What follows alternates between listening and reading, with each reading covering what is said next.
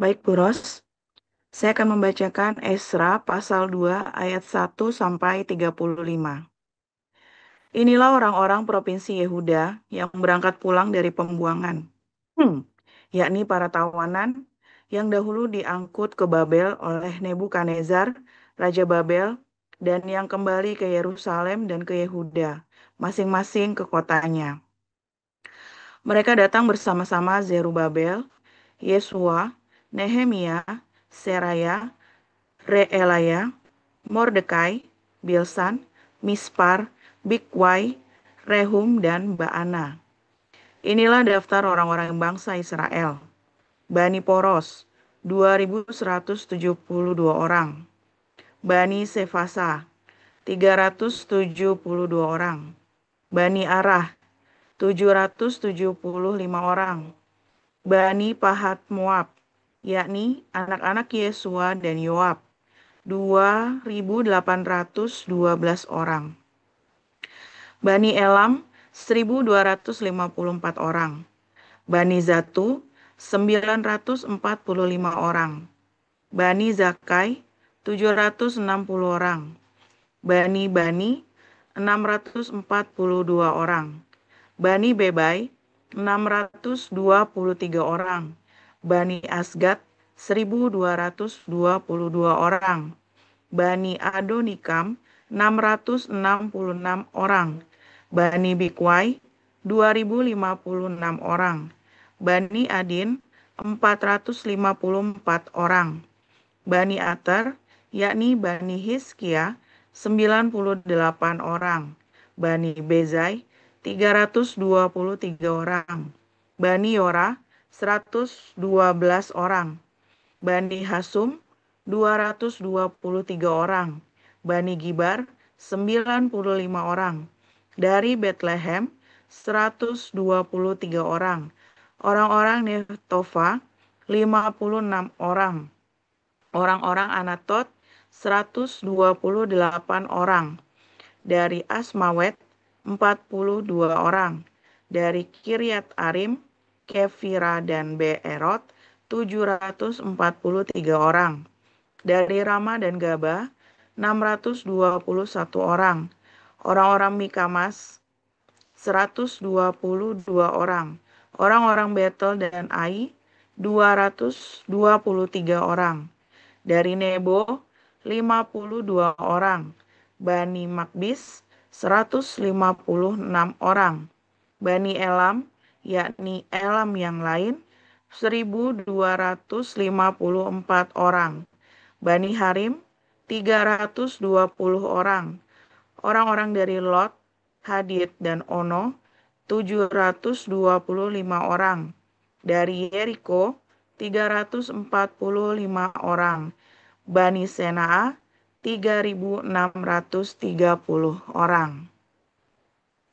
Ya, terima kasih Bu Ayu Anggreni. Untuk Pak Murji dimulai ayat 36 sampai 70. Silakan Pak Murji.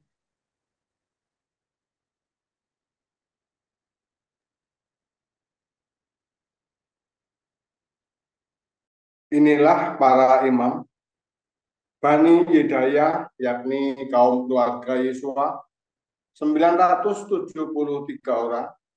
Bani Imer, 1.052 orang. Bani Pasyur, 1.247 orang. Bani Harim, 1.017 orang. Inilah orang-orang Lewi, Bani Yesua dan Kadmiel, yakni Bani Hodaya, 74 orang. Inilah para penyanyi. Bani Afas, 128 orang. Inilah kaum penunggu pintu gerbang. Bani Salum, Bani Ater, Bani Talmon, Bani Akub, Bani Hatita, Bani Sobai, semuanya 139 orang.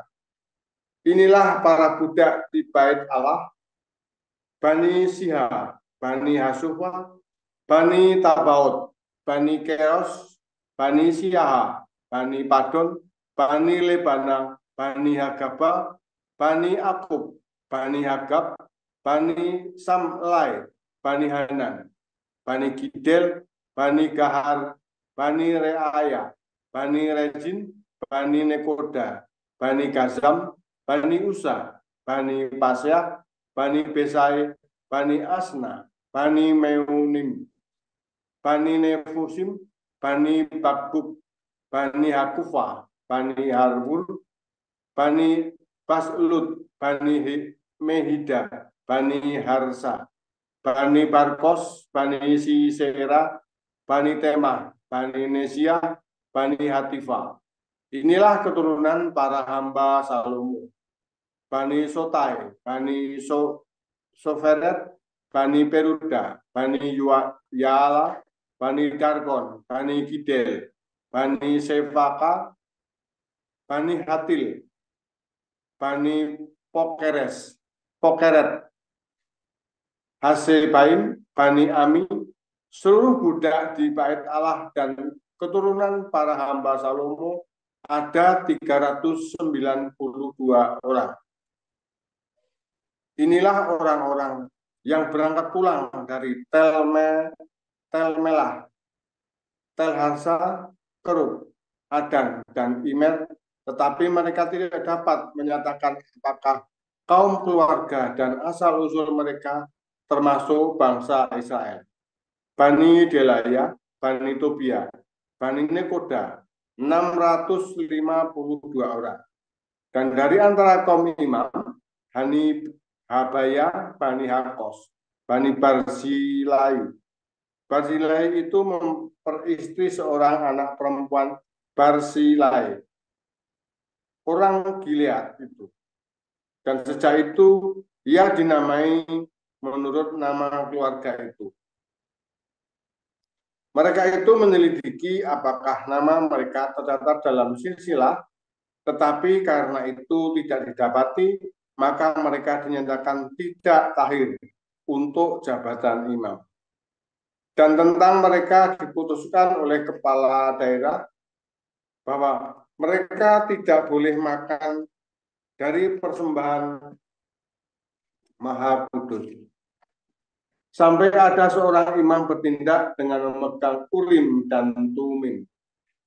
Seluruh jemaah itu bersama-sama ada 42.360 orang. Selain dari budak mereka laki-laki dan perempuan yang berjumlah 7.337 orang. Pada mereka ada 200 penyanyi laki-laki dan perempuan. Mereka mempunyai 736 ekor kuda, 245 ekor gagal, 435 ekor unta, dan 6.720 ekor keledai.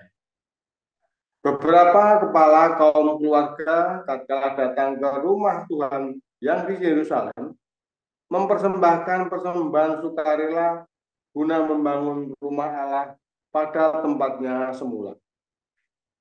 Mereka memberi sumbangan sekedar kemampuan mereka untuk perbendaharaan guna pekerjaan itu sebanyak 61.000 dirham emas, 5.000 mina perak, dan 100 helai kemeja imam.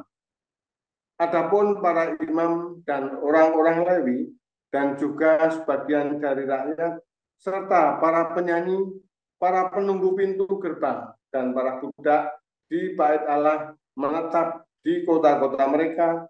Demikian juga semua orang Israel yang lain, masing-masing di kota-kotanya sendiri. Demikian firman Tuhan. Ya, terima kasih Pak Murji. Dilanjutkan oleh Pak Apul. Silakan Pak.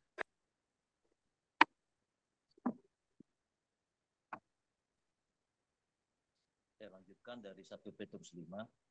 Aku menasihatkan para penatua di antara kamu.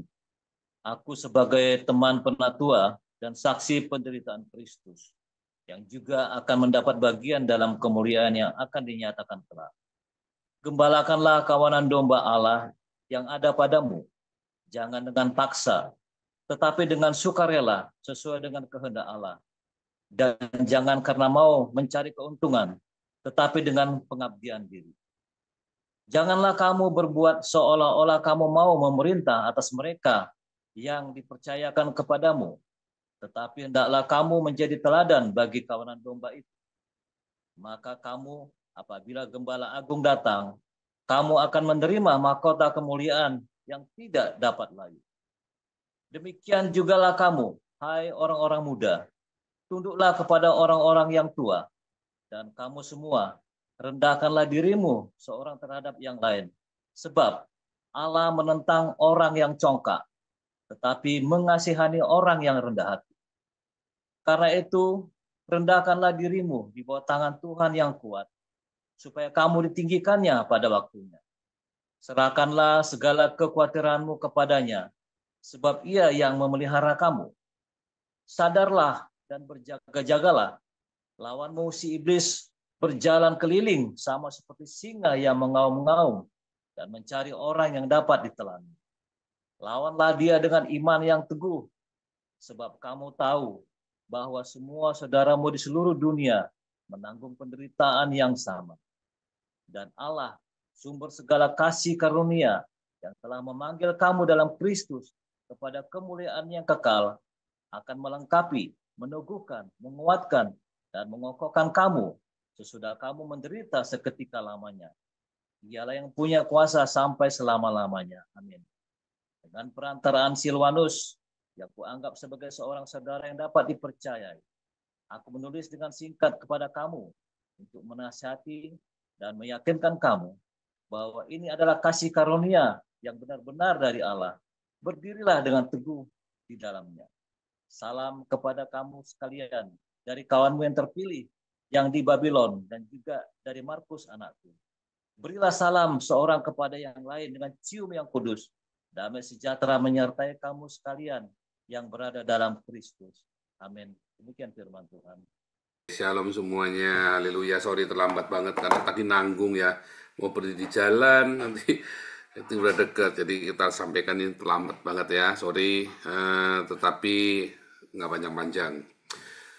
Orang buangan, ya judulnya orang buangan. Saudara, kamu tahu orang buangan itu apa, saudara? Orang buang adalah orang yang tidak dianggap ya mengganggu. Bukan cuma nggak dibutuhkan ya, tapi mengganggu.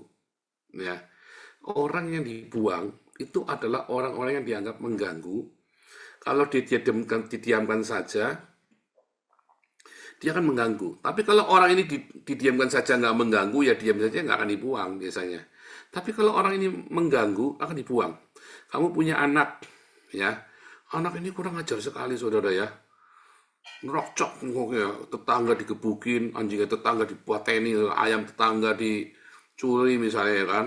Wah, ada tetangga mandi diinceng ya kan, akhirnya lama-lama dibuang juga kan. Oh, punya anak begitu jauh-jauh dari rumah supaya jangan mempermalukan keluarga. Biasanya begitu, biasanya saudara ya. Kalau orang tuanya yang maaf ya nggak bener ya, biasanya malah dibuang. Anak sendiri padahal dibuang. Di sekolah ya ada sekolah buangan ya. Ini kalau dulu di Tegal itu SMP 5, ini SMP 5, SMP buangan katanya kan. Saudara tahu nggak, dari lulusan SMP 5 itu hari ini banyak yang sukses, saudara. Tapi katanya SMP buangan, saudara. Ya, alumni SMP 5 banyak yang sukses, saudara. Padahal katanya SMP buangan. Anda tahu Australia itu benua untuk buangan.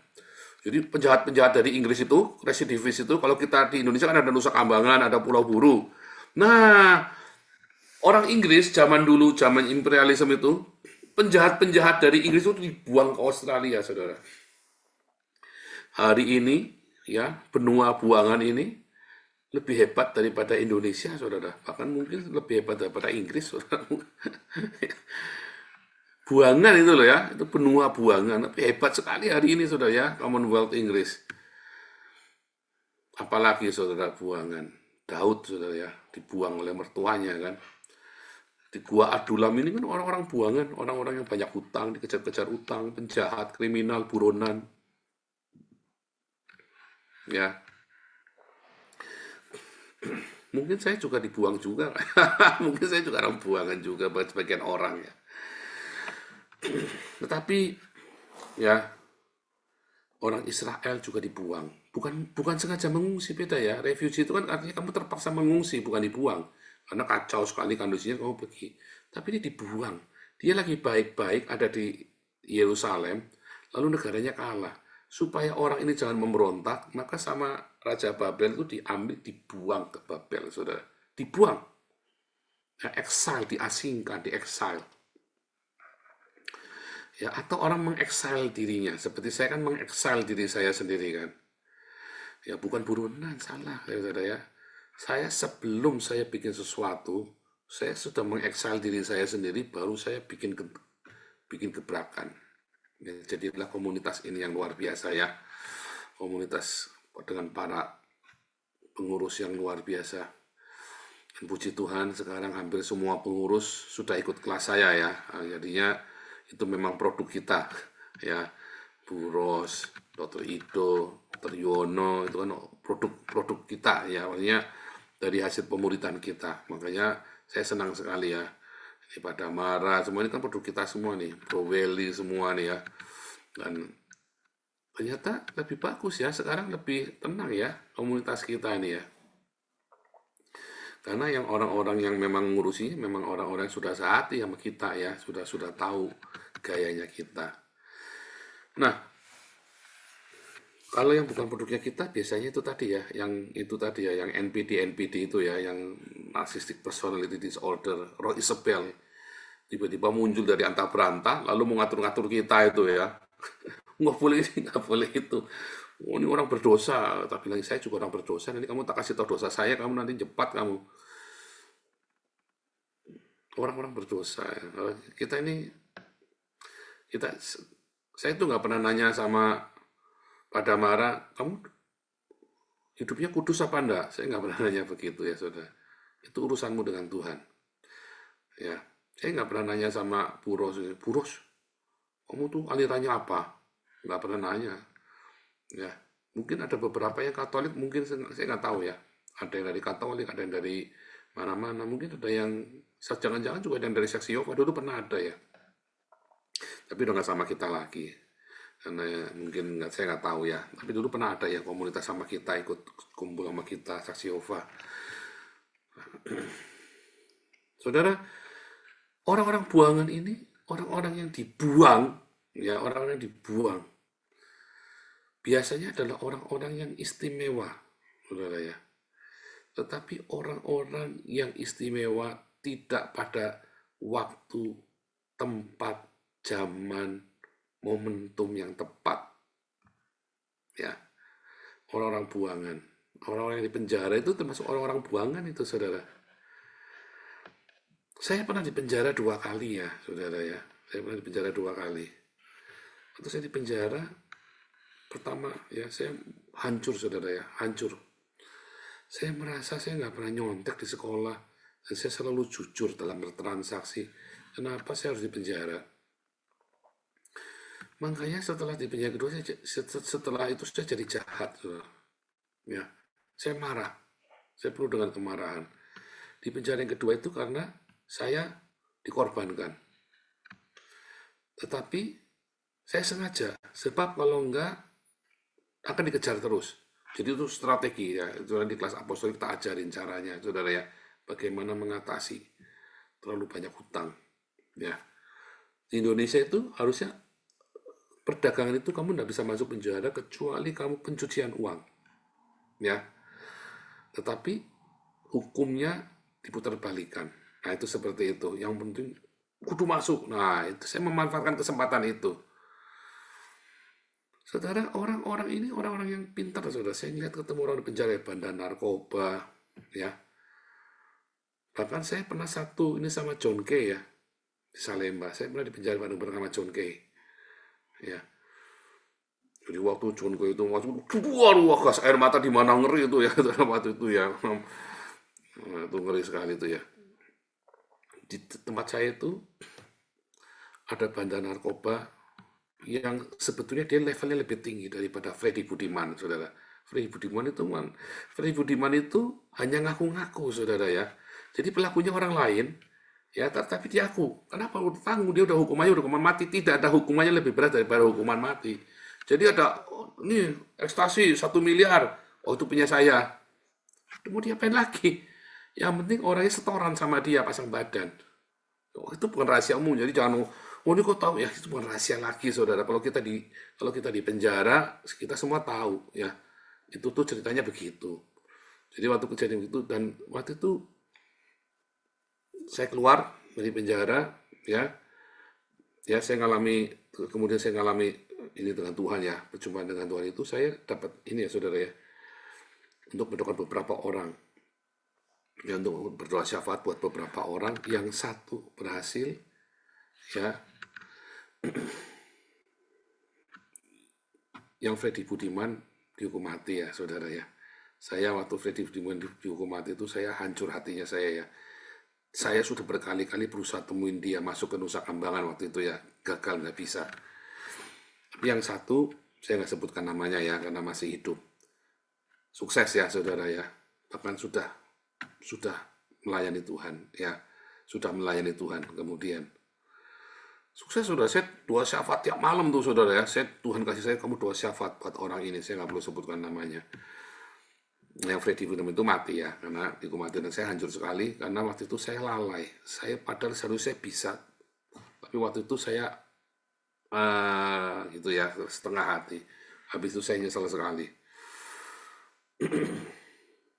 Orang-orang buangan ini adalah orang-orang yang hebat, saudara, tapi tidak pada waktu dan tempat momentum yang benar. Contoh, saudara ya, kemarin saya sering kasih perumpamaan. Saudara, kalau kamu lihat Samson itu adalah orang ADHD, ya, orang hiperaktif, saudara. Compong, ada anjing 300 ekor, tiga-tiga diikat, saudara ya. Buntutnya dikasih obor, suruh lari tengah ladang gandum. Ini orang compong, saudara. Kalau kamu ngelihat ada orang begitu hari ini, kamu bilang apa? Dasar kentir, iya kan? Coba lihat kentir, kan cuma gitu, kentir atau kentir. Ini orang gila ini, orang ADHD. Zaman itu hebat, saudara. Samson itu, wejian. Ya, itu saya cerita, saya tuh ke rumahnya Pak Damara, duduk gara-gara Damara, nggak ada angin, nggak ada hujan, tak gedok, tok, nggak dibukain, saudara. Oh, tak dongkrak pintunya, tak bawa pulang, saudara. Compong, kentir enggak, saudara? Pak Damara cuma garuk-garuk endas, ini orang edan, nggak bunuh, pada nggak dirampok, enggak, duitnya nggak diambil, enggak, cuman pintunya tak ambil, tak bawa pulang ke rumah. Samson tuh begitu tuh, pintu gerbangnya kotak diambil, bawa pulang, saudara. Anda bayangin kalau sekarang itu orang kentir, itu orang compong, saudara, nggak ada angin, nggak ada hujan, ya kan? Bayangin aja tuh kadang-kadang begitu tuh. Daud ini zaman itu pahlawan, saudara, orang hebat tuh, Daud ini, iya nggak? Kalau hari ini kamu ngeliat Daud, satu desa dibunuh semua, nggak ada yang boleh hidup, anjing aja nggak boleh hidup, saudara, dibunuh semua. Namanya apa? Wah, itu lebih ngeri daripada Hitler, saudara. Daud itu lebih kejam dari Hitler. Namanya psikopat, kan? So, zaman itu namanya pahlawan. Kan? Kalau Ratu Isabel kita udah tahu, itu mah orang NPD ya, saudara ya, narcissistic personality disorder, jelas itu dari dulu sampai sekarang juga nggak benar ya. Ada banyak sekali orang-orang ya yang tepat hidupnya di zaman itu, sehingga dia jadi pahlawan, sehingga dia menjadi orang yang hebat. Tapi kalau hidup di zaman sekarang, orang itu dianggap orang gila.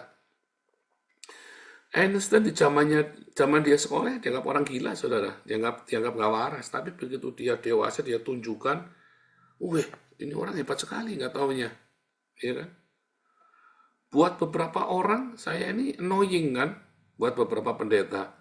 Tapi ya maaf, saudara, buat kalian para penerima bantuan, kalau bukan karena channel ini kamu nggak terima bantuan itu, saudara, ya kan?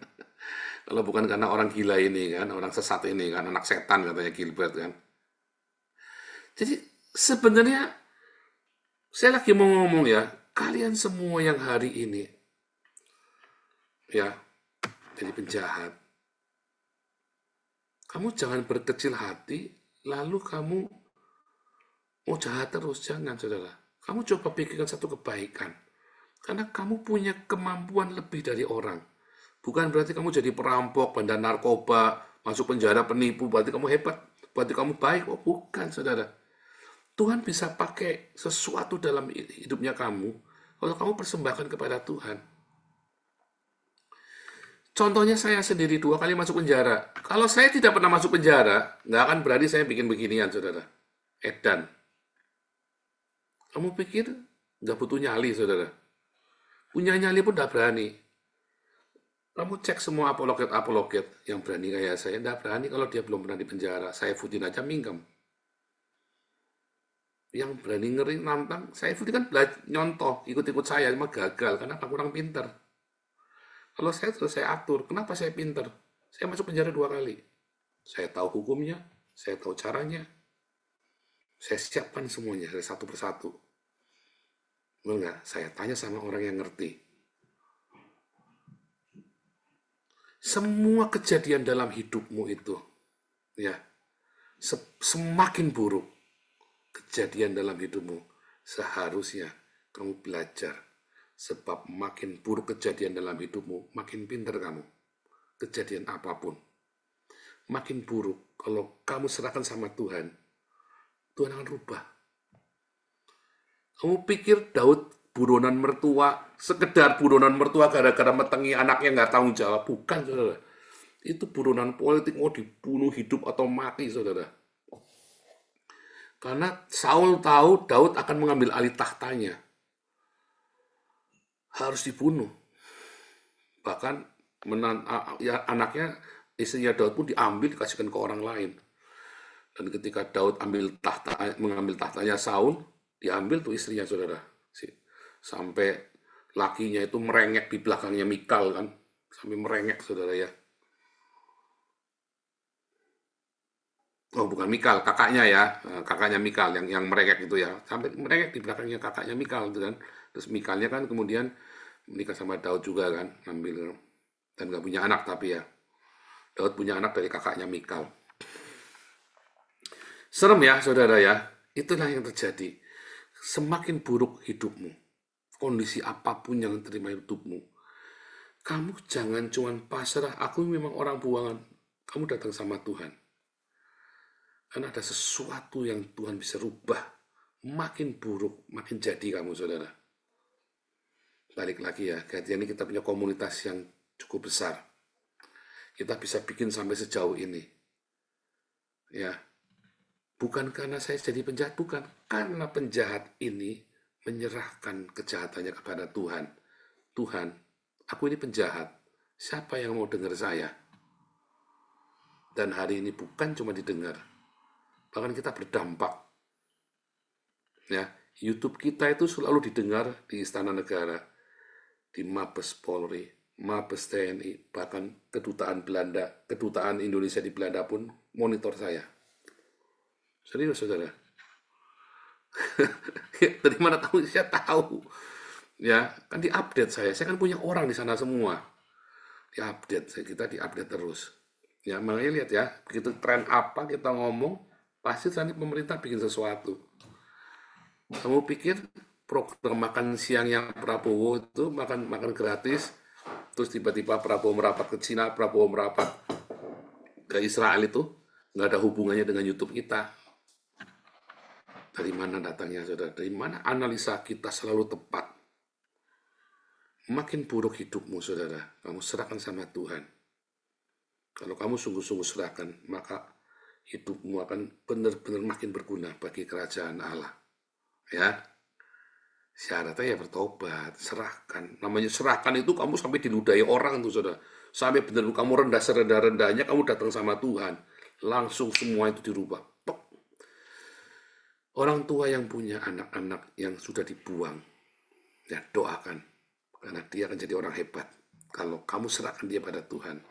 Kamu semua yang sudah gagal hidupmu, hancur-hancur, sehancur apapun, makin hancur, makin baik, saudara. Datang sama Tuhan. Kalau kamu datang sama Tuhan, kalau nggak datang sama Tuhan ya nggak baik. Ya, syaratnya hanya kamu datang sama Tuhan. Tuhan akan rubah itu semuanya. Tuhan Yesus memberkati.